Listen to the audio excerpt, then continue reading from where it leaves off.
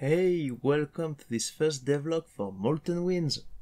It's a small fighting game I started to make in Castagne because I wanted a complement to Cronan Titans, because the characters there can be pretty long to make, so I needed something else to take a break, more work to take a break. And today I'm going to take a little bit of a tour of the project in two videos, and this one is about the production of the thing and an introduction to the concepts, and how it can be used for your own estimation of making Castagne games.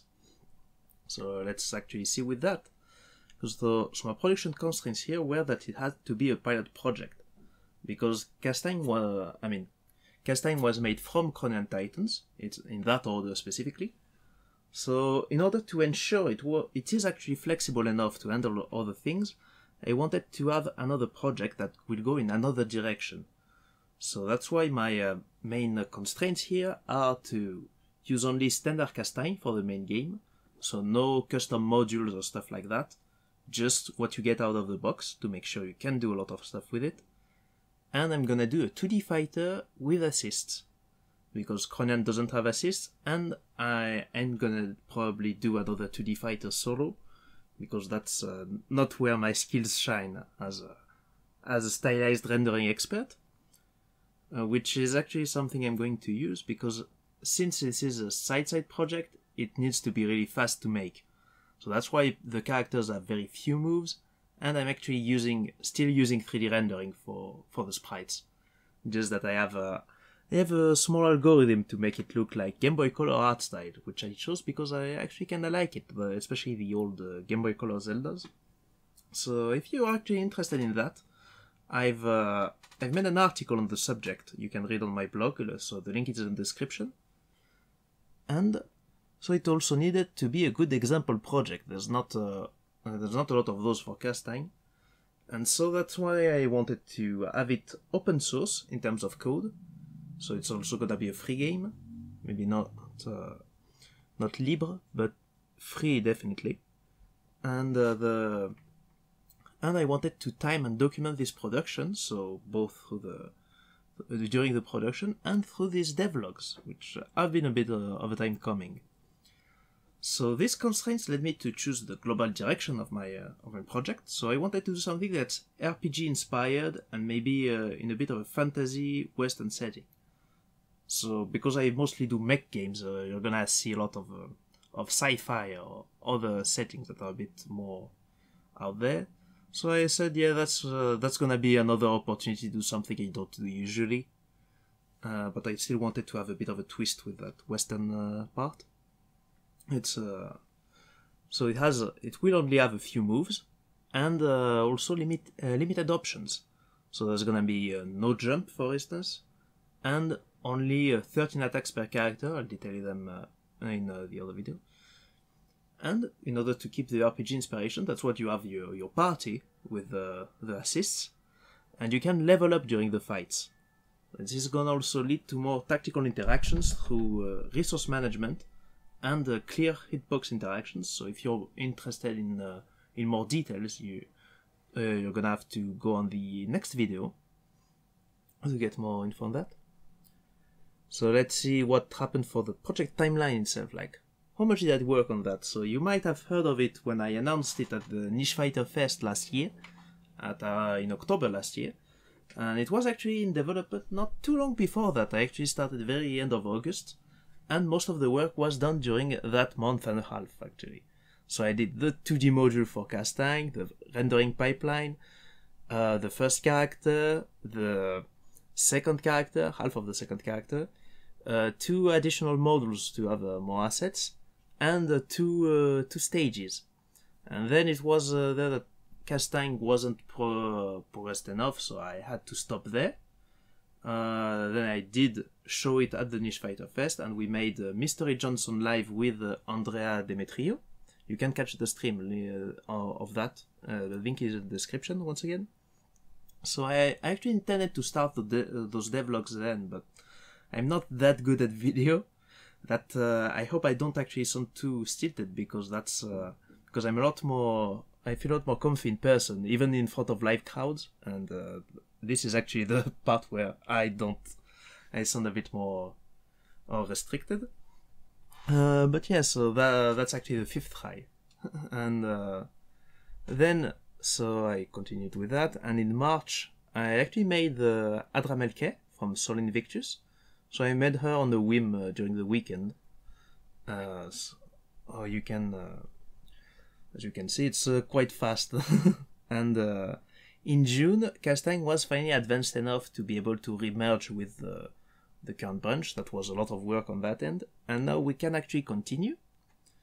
So my current objective at the moment is going to be the pre-production. So it's a bit mixed with the prototype stage, actually, if you take more standard development. But what I mean by pre-production is that I want a vertical slice of the gameplay and the tools I need to make the rest of production. So I feel it's a bit of a standard definition. So that's going to be the system mechanics, which are mostly emulated at the moment. The first character, which is actually done, though I do think it will need a rework at some point. And then the pipeline for the second character. So that's where you can actually test if the tools work right, and she's half made.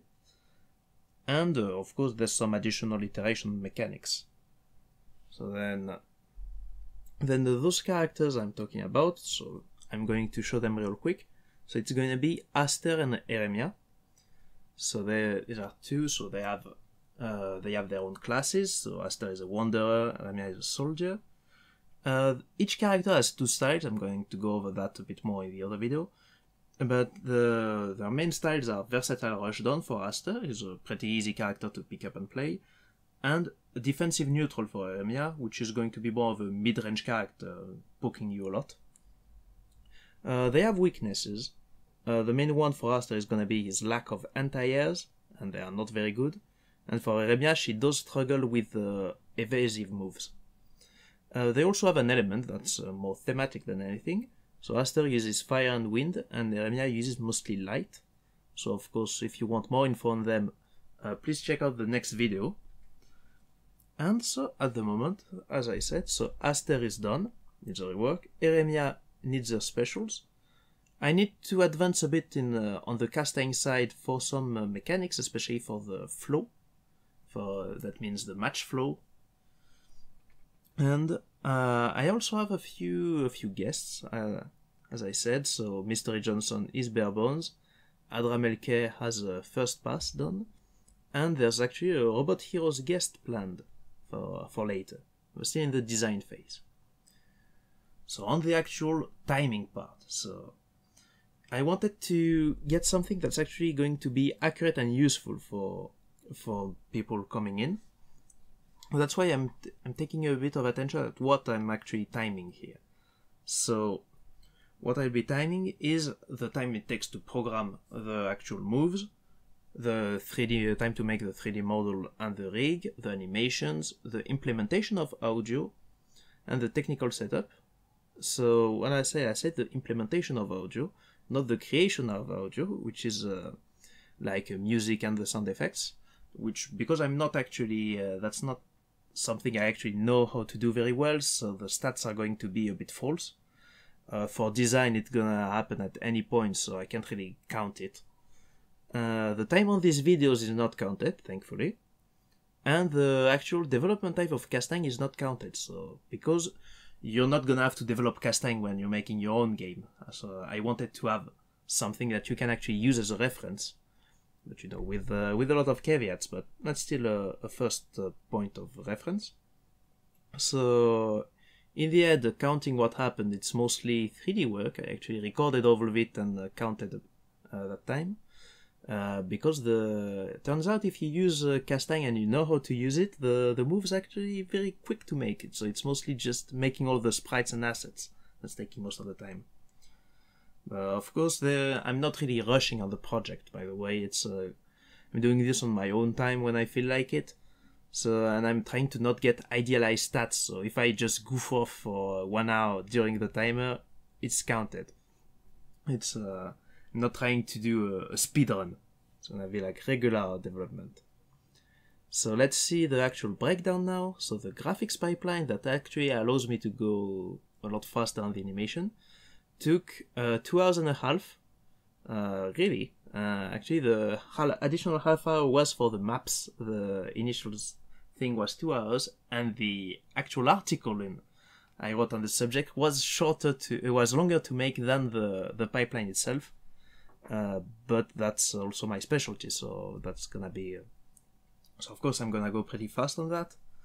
For raster, it took me 7 hours for the module, which is, well, alright, I guess, and around 19 hours of animation and programming the moves. So that makes about 26 hours for the character. So that's pretty honest, I think. I can't make connotated models in that time. For the maps, I took 4 hours for the training stage, so which is a very simple stage, but it was mostly setting up the pipeline, and 2 hours for the outpost stage, which was using that pipeline. So it took about 6 hours for the stages. On Eremia, I took 4 hours and a half to make the pipeline, and 10 hours for this first pass. So right now she's at 15 hours and a half, but she's not finished yet. And for the other characters, it kinda depends. So about 4 hours and a half for the mage. The model was actually a bit complex to make. Around 3 hours for the thief. His model is not finished at all. He lacks the main part. But yeah. 2 hours for Mystery Johnson. So that was on stream. So you can actually see the actual time there. And about 4 hours for Adram Elke. So that was mostly making the 3D model based on the model sheet. And all of that takes around 13 hours and a half, so that makes it about 64 hours for all of that. So, and that's it for today. So next time we're gonna see the mechanics and the characters with actual gameplay. So this is not a mandatory video of sorts. It's mostly if you're interested in the project and want to know what we're going actually to do. And I'll be showing some of the gameplay for each character. So it's gonna be out next week. And I'm thinking after that, I'm going to try out a development stream where we're gonna continue Eremia and hopefully advance on our specials. So this is gonna be on the weekend of the 9th or 10th of September. So please watch the next video to see the actual time when I schedule it. And yeah, see you there.